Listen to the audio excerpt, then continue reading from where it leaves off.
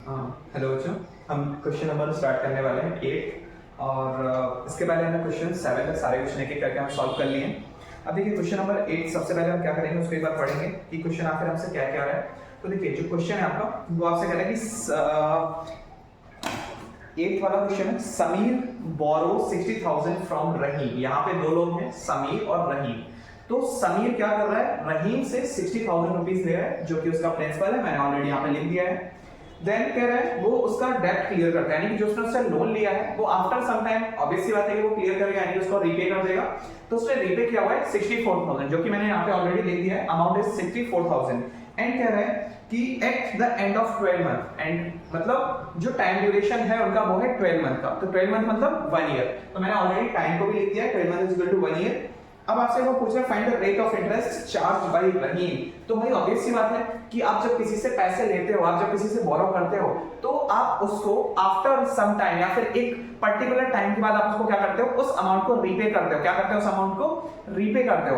अब जब आप उस अमाउंट को रीपे करेंगे तो रीपे करने के साथ आप एक चीज देखते हैं, देखते हैं जो वहां पे होता है कि आपने कौन सा इंटरेस्ट, कितना इंटरेस्ट लगाया, कितने आप सॉरी रेट ऑफ इंटरेस्ट कितना था। तो रेट ऑफ इंटरेस्ट इस क्वेश्चन में नहीं दिया हुआ है। तो रेट ऑफ इंटरेस्ट हमें क्या करना है, फाइंड आउट करना है। रेट ऑफ इंटरेस्ट हमें फाइंड आउट करना है। और हम प्रीवियस वीडियो का अगर आपने देखा हुआ इंट्रोडक्शन वीडियो को, तो आपको पता होगा कि रेट ऑफ इंटरेस्ट हम कैसे निकालते हैं। रेट ऑफ इंटरेस्ट निकालने के लिए हमारे पास फॉर्मूला होता है R इज इक्वल टू क्या होता है 100 multiply with the I divided by, हमारे पास रेट चला गया तो बचा हुआ कौन सा टर्म है, प्रिंसिपल एंड टाइम। तो ये हमारे पास फॉर्मूला होता है। अब हम इससे क्या करेंगे, हमारे क्वेश्चन को सॉल्व करेंगे। तो देखिए अब जब हम सॉल्व करेंगे तो यहाँ पे हमने लिखा 100, ओके। बट यहाँ पे देखिए आपको क्या आई दिया हुआ है, इंटरेस्ट दिया हुआ है, नहीं दिया हुआ है। तो अब क्या सर ये क्वेश्चन सॉल्व नहीं हो सकता, नहीं। मैंने आपको आई यानी कि इंटरेस्ट का भी फॉर्मूला बताया हुआ था कि इसको भी आप कैसे सॉल्व करेंगे। तो देखिए इंटरेस्ट का फॉर्मूला क्या होता है, आप सभी को पता है, इंटरेस्ट इज इक्वल टू क्या होता है, अमाउंट माइनस प्रिंसिपल। जब हम अमाउंट से प्रिंसिपल को माइनस करेंगे तो हमारा जो हमारा इंटरेस्ट होगा वो हमें क्या हो जाएगा, मिल जाएगा। तो 64,000 माइनस 60,000 एंड हमें जो हमारा इंटरेस्ट मिलेगा वो आ जाएगा हमारा 4,000 रुपीज। तो ये हमारा आ गया इंटरेस्ट। अब हम क्या करेंगे, इंटरेस्ट के यहाँ पे इंटरेस्ट को पुट कर देंगे। This is 4,000। प्रिंसिपल की बात करते हैं तो ये हमारा कितना दिया हुआ है, आपको 60,000 दिया हुआ है, आप देख सकते हैं। एंड टाइम आपको कितना दिया हुआ है, टाइम आपको दिया हुआ है 1 ईयर का। अब क्या करेंगे, हमने ये सब कुछ इसमें पुट कर दिया। अब हम इसको जनरली मल्टीप्लाई या डिवाइड करके सॉल्व कर सकते हैं, बट आप इसके साथ कट मेथड यूज करें वो ज्यादा बेटर होता है। क्या करेंगे, 1 0 1 0 cancel, second 0 again again again, okay. इतने सब हमने इसको कैंसिल कर दिया। अब क्या होगा, अब हम इसको अगेन सॉल्व करेंगे। सो 2 5 10 एंड 2 3 6। क्या अभी क्या 3 से मैं 5 को कट कर सकता, नहीं कट कर सकता। 3 को 4 से नहीं कर सकता। तो हम क्या करेंगे, जनरली मल्टीप्लाई करेंगे। 5 4 क्या आ जाएगा 20 एंड डिवाइडेड बाय द 3। क्या अभी ये इससे डिवाइड कर सकता है, नहीं कर सकता डायरेक्टली। तो हम क्या करेंगे, इसका डिवाइड करेंगे। डिवाइड जब हम इसको करते हैं तो देखिए इसके ना दो तरीके से आप इसकी सॉल्यूशन निकाल सकते हैं। और दो तरीके से सॉल्यूशन आप कैसे निकाल सकते हैं, सबसे पहले मैं आपको डिवाइड करके बताता हूं। तो देखिए यहाँ पे जैसे ही आप 20 से डिवाइड करेंगे, ठीक है, सॉरी 20 को डिवाइड करेंगे 3 से, तो क्या आएगा 3 6 जा 18। क्या आया आपका 3 6 जा 18, ओके। 3 6 जा 18 हो गया। हमारा रिमाइंडर क्या बचा हुआ है, 2 बचा हुआ है।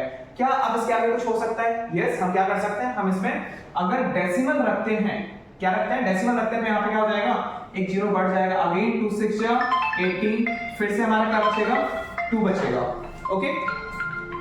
फिर हम इसको फिर से सॉल्व करेंगे। तो हमने पॉइंट ऑलरेडी रखा हुआ था, अगेन हम यहाँ पे एक जीरो और बढ़ा देंगे तो 3 6 क्या हो जाएगा 18 हो जाएगा एंड अगेन 2 बचेगा। तो ये सीरीज ऐसे ही चलती रहेगी। तो हम क्या करेंगे, इसको डायरेक्ट हम पॉइंट के 2 नंबर तक हम इसको लिख सकते हैं और इसको हम यहाँ पे एंड कर देंगे। तो ये हमारा आ जाएगा 6.66%। लेकिन सर आपने तो हमें डेसिमल फॉर्म में बता दिया, लेकिन सर समटाइम हमें डेसिमल फॉर्म में हमारे आंसर्स नहीं दिए हुए होते हैं।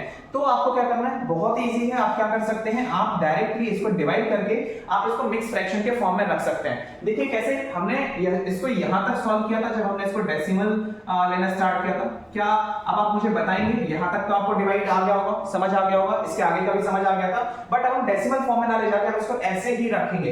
क्या इसके आगे मैं 3 से 2 में डिवाइड कर सकता हूं, नहीं कर सकता, ओके।